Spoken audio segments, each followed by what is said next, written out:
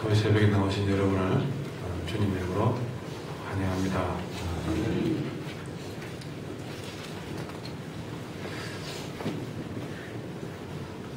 오늘 말씀에서 예수님은 우리에게 매우 낯선 말씀을 주고 있습니다. 늘 사랑으로 대하고 인자하는 말씀만 하실 것 같은 예수님께서는 가끔씩은 아주 도발적인 말씀과 행동을 주시는데,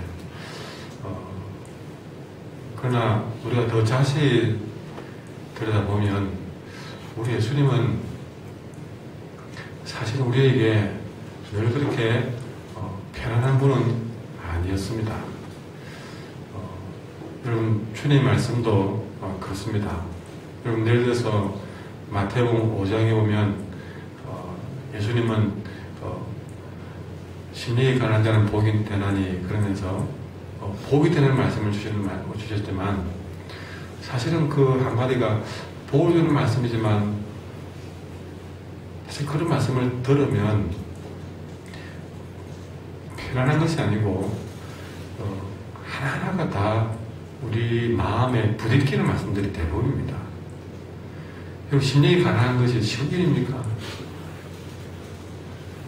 애통한 자는 복이 있나니, 그들 보면 복이 된다는 편안한 말씀 같지만 우리 보고 애통이라는 말이잖아요.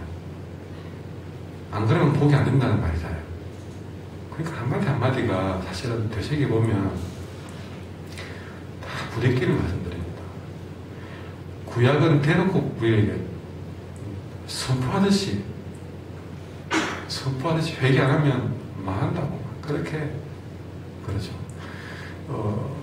신약은 부드러운 것 같지만 그러나 그 말씀대로 살려고 하면 참으로 우리가 갈등과 고민이 많이 되는 그런 말씀들이 대부분이죠. 그런데 오늘은 구약처럼 대놓고 우리에게 선포합니다. 뭐라고요? 49절에 보시면 내가 불을 땅에 던지러 왔다. 내가 불을 땅에 던지러 왔다. 예수님이 이 땅에 오신 목적에 대해서 오늘 두 가지를 말씀드리려고 하는데, 첫째는 예수님이 땅에 불을 던지기 위해서 왔다고 말씀합니다. 그 땅은요, 이 세상을 말하기도 합니다. 근본적으로는 세상을 말하고 때로는 우리 마음이기도 합니다. 자, 거기다가 불을 던지기 위해서 왔다고 말씀하십니다. 근데 그 불은 크게 두 가지의 불로 표현됩니다. 첫 번째는 성령을 통해서 온 천하에 구원의 복음을 불길처럼 전파되게 하겠다는 것이죠. 그런 의미의 불입니다. 불이 붙어 나가듯이 구원의 복음이 불길처럼 번져가겠다. 그 다음에는 모든 죄악을 소멸시키는 심판의 불로 온갖 죄악을 태우고 하나님의 나라를 이루기 위해서 왔다는 것이죠. 크게는 구원의 불, 두 번째는 심판의 불, 이것을 던지기 위해서 오셨다는 것입니다. 그러면서 하시는 말씀이 50절에 나는 받을 세례가 있으니 그것이 이루어지기까지는 나의 답답함이 어떠하겠느냐. 받을 세례가 있다는 말로 말을 읽고 있습니다. 지난번에 예수님은 세례를 받았는데 또 무슨 세례를 받아? 여러분, 여기서 말하는 받을 세례는 예수님이 십자가에서 대속의 죽음을 의미하는 것입니다. 그러니까 주님이 십자가에 매달려 죽기까지 나의 답답함이 어떠하겠느냐. 왜 그런 불 얘기하다가 십자가를 얘기했느냐. 여러분, 그분이 십자가에서 대속의 죽음을 죽으셔야만이 성령의 불이 강림할 수 있다는 것입니다. 그러니까 지금 사실은 사도행전에 넘어가서 성령의 불이 온 10년과 교회에 붙어가지고 아까 말했던 구원의 복음의 불길이 막 번져나가고 심판의 불로 하나님 나라가 세워지는 그런 일을 경험하는데, 아직은 주님의 때가 안 돼서 십자가에 못 매달리셨고, 십자가에 매달려야만이 성령이 강림해서 이런 불을 붙이는데, 그래서 주님은 그런 성령의 불이 안 붙어서 답답했다. 근데 그거는 알고 보면 자기를 십자가에 던져야 되는 일을 해야만 되는 일이잖아요.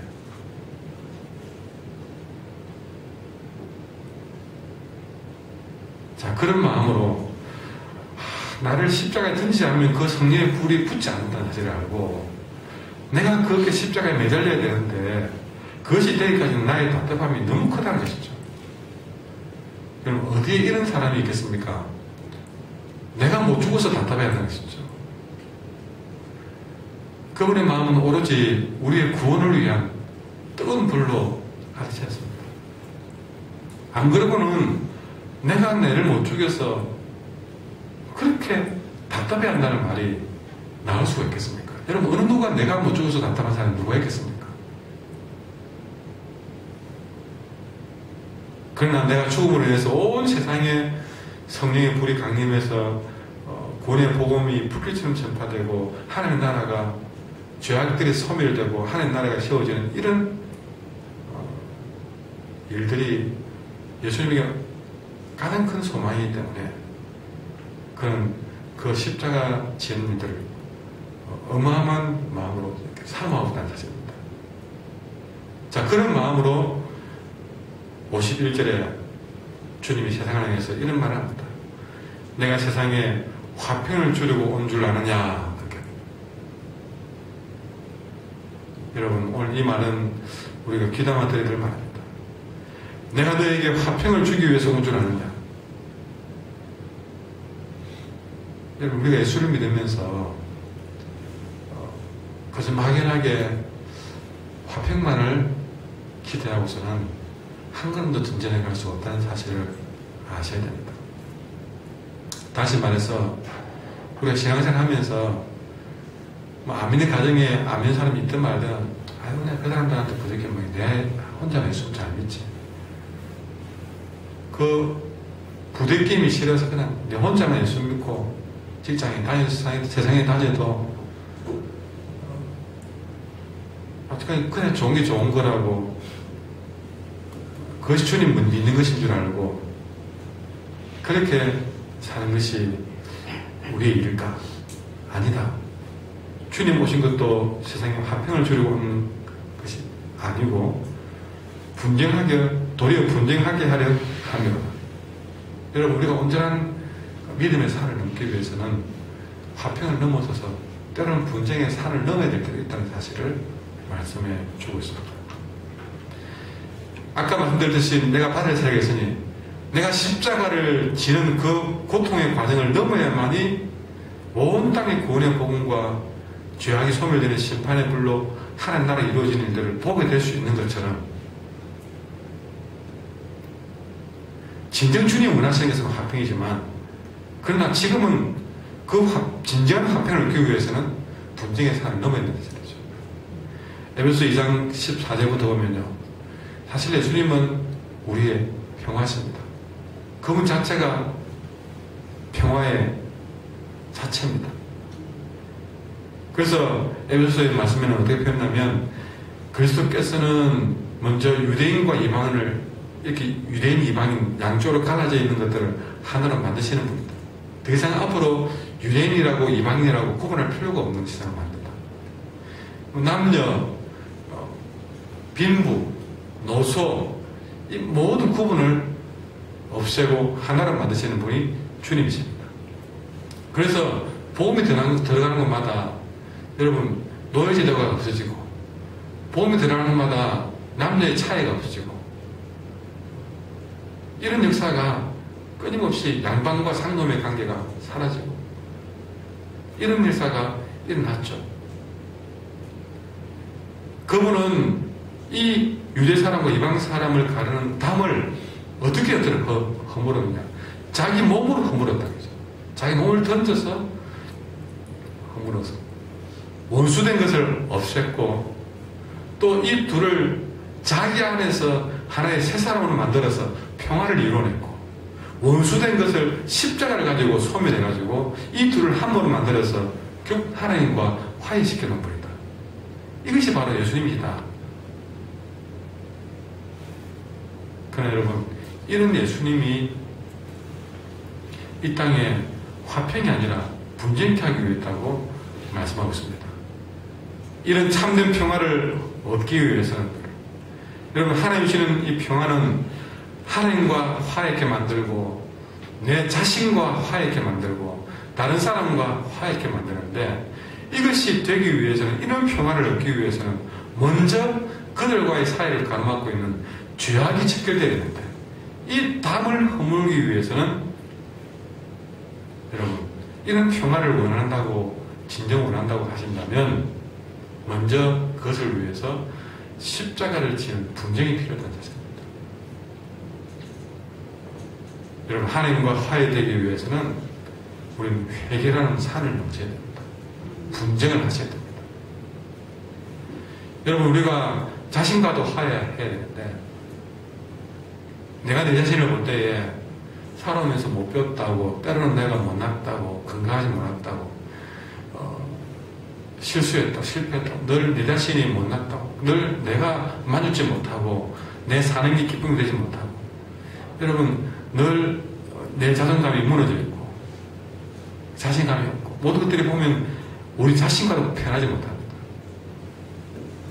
나는 이것밖에 못될까? 그래서 제가 어제 이 말씀을 접하기 전에 한번 생각해 보라고 밴드에다가 우리가 고쳐야 될 그런 잘못 습관은 무엇이 있습니까? 잘 답을 못 따는 거예요. 왜냐하면 그런 불편한 얘기들을 우리가 잘 못 넘어서는 겁니다. 못 넘어서는 거예요. 그게 자신과 화해하지 못하고 있다는 뜻입니다. 여실히 드러나고 있거든요. 하나님과도 우리가 불편하고, 자신과도 불편하고, 다른 사람들과도 불편하고. 근데 이것을 분명히 화평으로 만들어 놓아야 됩니다. 하나님과도 화평해야 되고, 내 자신과도 화평해야 되고, 다른 사람과도 화평해야 되는데, 이것이 저 강건에 있는 것처럼 너무나 가고 싶고 얻고 싶은 거지만, 그걸 얻기 위해서는 강을 건너야 되는 것이죠. 그게 뭐냐? 분쟁의 강을 건너야 되십니다. 아까 말했지만 하나님과 화평케 위해서는요, 반드시 회개하셔야 됩니다. 회개 안 하고는 그 산을 넘을 수 없습니다. 그걸 보여주기 위해서 내가 받을 세례가 있다고 했습니다. 여러분, 그 화평과 은혜를 거저 들려고 하지 마세요. 우리가 구원은 거저 받았지만 진정한 내 삶의 참된 열매와 은혜는요, 여러분, 대가를 치르셔야 됩니다. 예수를 거저 믿으시려고 하면 안 됩니다.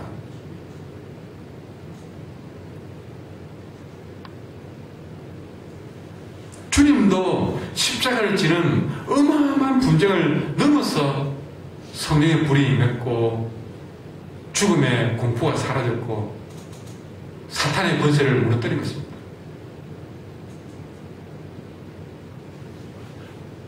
자기 몸을 태우는 치열한 분쟁 과정을 거쳤다는 것이죠. 세상은 거짓 평화에 익숙해 있습니다. 그러니 주님 주시는 참된 평화를 그들은 끊임없이 거절합니다. 거짓 평화에 익숙해져가지고 그러잖아요. 세상에 살아오면서 담배 피우고 술 먹고 하시는 일들 교회 가면 못한다. 그걸 못 넘어서 남자들이 예수 잘 못 믿잖아요. 세상 재미에 교회 가면 그 재미 못 누릴 것 같아서 그래서 못 오자는 거예요. 못 오는 거예요. 오면 담배 꺼내야 되고 술 꺼내야 되고 제사 꺼내야 되고 이런 세상에 재미있는 걸 꺼내야 되고 이게 무서워서 못 오는 겁니다. 그걸 못 끊었어요. 그 싸움을 못 해내는 거예요.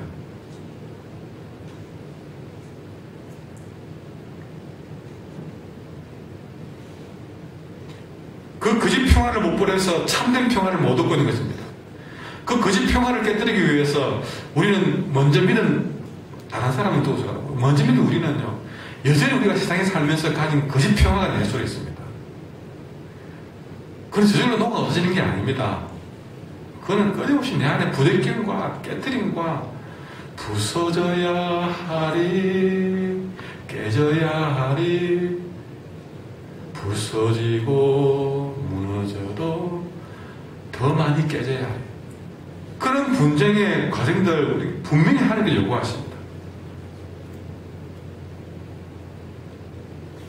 예수 믿게 하기 위해서 때로는 가장 가까운 사람들 사이에도 이런 과정을 끊임없이 겪게 하시는 것이죠. 그래서 어떻게 하십니까?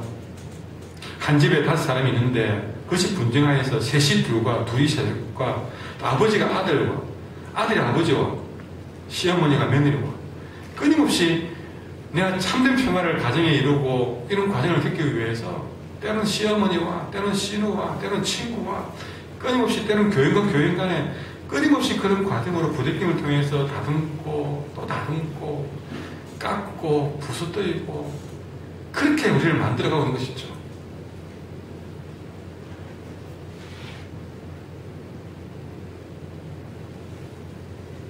여러분, 무엇보다 우리 마음 안에도 말로 다할 수 없는 부대낌을 경험하게 하십니다. 그럼 무엇보다 여러분, 우리는 어떻게든 부수지고 깨지고 다듬어져야 될 인생입니다. 때로는 그래 사람 막대기로 인생 채찍으로 하나님이 우리를 깨트리고 부수고 다듬고 있죠. 그러나 여러분, 그것이 때로는 이런 말씀을 들을 때도 부대낌이 있겠지만, 그러나 여러분 늘 그러잖아요. 여러분, 그래도 말씀으로 부대끼고 두들겨 맞는 것, 그게 우리 세상에 제일 가벼운 책망이 됩니다. 그리고 그것이 가장 우리에게 나를 변화시키는 최고의 이야기라는 사실을 아셔야 됩니다.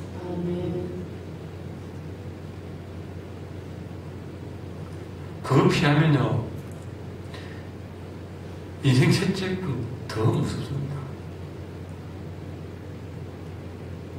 나중에는 돌아와서 차라리 말씀으로 나를 다듬으시라고 항복하게 될 거예요. 제가 여러분을 겁주는 얘기가 아니고 지혜롭게 살자고 하는 얘기입니다.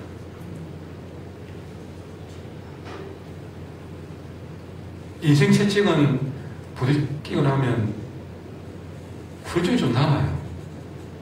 그러나 말씀은요, 말씀의 채찍은 부작용이 전혀 없는 효과 100%의 그런 지름길이에요, 지름길. 여러분은 한국에 나와서 좀 센 주사 주세요. 그렇게 하셔야 됩니다. 좀 세게 맞고 가면요, 문자 보내서 목사님 고맙습니다. 그렇게 말씀입니다. 그만큼 여러분이 우리는 저 자신의 말씀에 늘 부딪혀야 되고, 우리 모두 다 그렇게.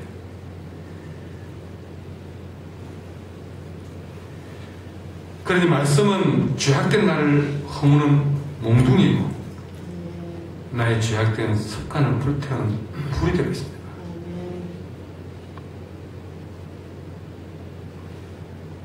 그래서 히브리서 기자가 히브리 사는 시대에 뭐라 했습니까? 하나님의 말씀은 좌우의 날이 선 어떤 검보다도 예리하여서 내 홍과 영과 및 관절과 골수를 찔러 쪼개기까지 한다고 말씀했습니다. 하나님 말씀이 구석구석 좀 나를 찔러주세요. 내가 모르는 것까지, 모르는 척하고 안 그러는 척하고 있는 그 숨겨놓은 그걸 어떻게 아는지 딱딱 골라서 말씀이 찔러주셔야 됩니다. 그래서 홍과 영과 관절, 골수는 다 숨어있는 거 있잖아요. 숨어있는 거 목사님이 어떻게 아는지 딱딱 찾아서 올 때마다 하나님이 말씀 가지고 찔러대는데, 여러분 다시 말하지만 감사하게 계십시오.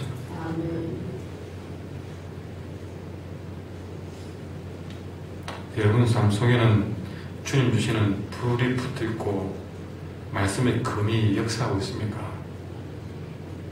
그런 일들이 안 일어나는 것이 불행입니다.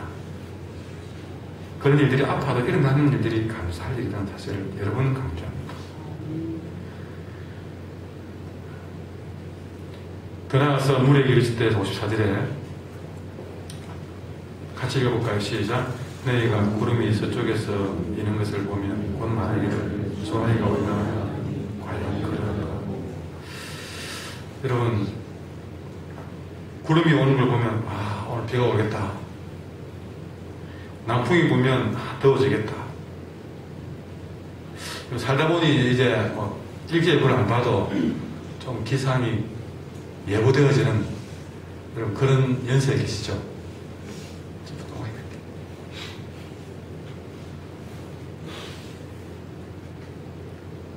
여러분, 여기서 우리 가슴을 뜨끔하게 하는 말은 56절에 외식하는 자요. 너희가 천지의 기상은 분별할 줄 알면서 어찌 이 시대는 분간하지 못하느냐.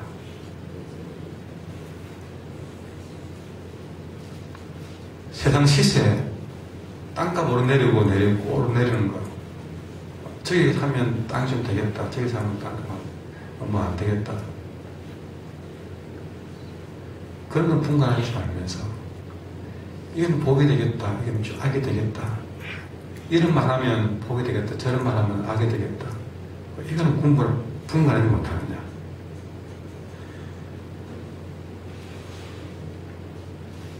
이 당시 예수님의 시대는 계시가 끊어진 400년 동안 암흑기가 끝나는 시점이었습니다. 그리고 세례요한이 등장했습니다. 드디어 예수님도 찾아왔습니다. 어마어마한 사건이 벌어진 겁니다. 400년 암흑기를 넘어서서 세례요한이 오더니 그가 주님 오실 길을 예비하라 그러더니 진짜 주님 오셔가지고 세상이 깜짝 놀랄, 여러분, 세상에 메시아가 왔습니다. 창조 이후로 최고의 사건이 벌어진 것이죠. 메시아가 왔다는 것이죠.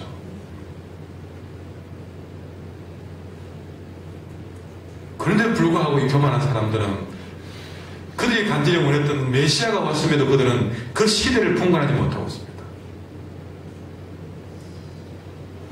남풍이 불 때 더워지려는 기상은 알면서 천지는 분간하면서 천지간의 기상은 분간하면서 메시아가 왔음을 분간하지 못하는, 그래서 예수님을 맞이하지 못하고 예수님을 대적하는 이들에게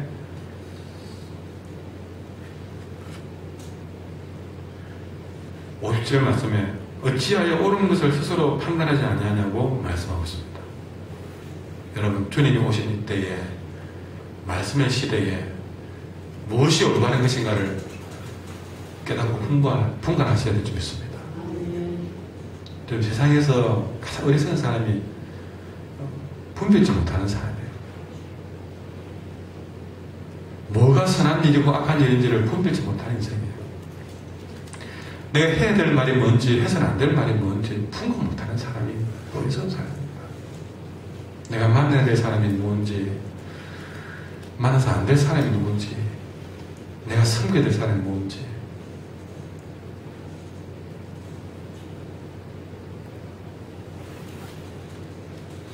여러분, 지금까지는 그렇게 분간하지 못했더라도 58절 말씀을 여러분 기억하십시오. 잠 읽어볼까요? 시작. 네가 너를 고발하는 자와 함께 북한에 갈 때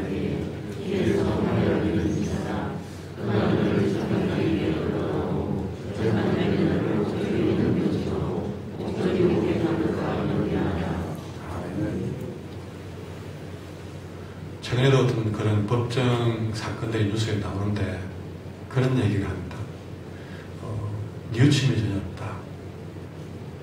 그래서 항소를 했는데 구형이 더 늘어버렸습니다. 뉘우침이 없다는 거죠. 여러분, 우리가 살면서 잘못 살았을 수 있습니다. 분간치 못했을 수 있습니다. 그러나 말씀을 듣든 어떻게든 이게 잘못했구나, 내가 잘못 살았구나 하는 것을 깨닫게 하실 때는, 근데 어느 날 그 잘못 사는 것에 대한 대가를 보고 있잖아요. 자, 그래서 너를 고발하는 자와 함께 북한에 갈 때, 내가 잘못 살았을 때 북한에 끌어가는 중입니다. 근데 그 순간에도 뭐 어떻게 합니까? 그런 순간에도 화해하기를 힘써요. 그렇게 끌려가는 중에도 여러분 우리는 그 마지막 이제는 뭐 잘못됐다고 이제는 법정에 끌려가는 그 순간, 그런 막판의 순간에도 화해가 이루어진다는 사실이죠. 다시 말해서 잘못 살았다고 내가 인정하고 회개하고 돌이켰다는 사실입니다. 근데 59절을 보니까 네게 이르노니 한 분이라도 남김이 없이 갚지 않고서는 결코 거기서 나오지 못하리라. 여러분, 지금까지 우리가 잘못 살았더라도, 지금까지 내가 돈이 내게 주인이 되어 있고 사람이 내게 주인이 되어 있고 내가 내 주인이 되었던 삶을 살았더라도, 오늘 말씀을 통해서 잘못 살았구나 싶을 때 예수님을 다시 주인으로 받아들이는 마지막 기회가 내게 아직 있다는 사실입니다. 말씀대로 살 수 있는, 제대로 살 수 있는 기회가 아직도 지금 내게 있다는 사실이죠.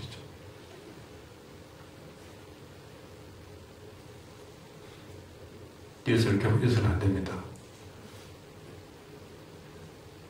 시대를 분간하고 회개해야 될 때입니다. 그래야 여러분, 우리는 한 푼이라도 남김없이 갚지 않고서는 결코 거기서 나오지 못한다는 이 엄중한 경고. 우리는 정말 이 모든 상황 가운데에서 회개하지 않으면, 여러분 내일은 다음번에 말씀이 나오지만요, 회개하지 않으면 답이 없습니다. 한마디로 말하면요, 회개하지 않으면 망한다는 것이 그럼 13장에 보면 이어서 나오고 있습니다. 왜냐하면 한 푼을 다 남김없이 갚지 않으면 결국 거기서 못 나온다는 사실. 그것을 깨닫게 하기 위해서 끊임없이 주님은 지금도 말씀을 통해서 나를 부딪히게 만들었습니다. 그냥 그때가 기회다 사실이죠. 끌려가는 듯이 지금은 내가 그런 순간이라도 그때가 기회다. 그러나 그것을 내가 넘어서면 우리에게 진지한 평화가 온다는 사실입니다. 오늘 말씀을 생각하면서 찬송합시다. 찬송가 519장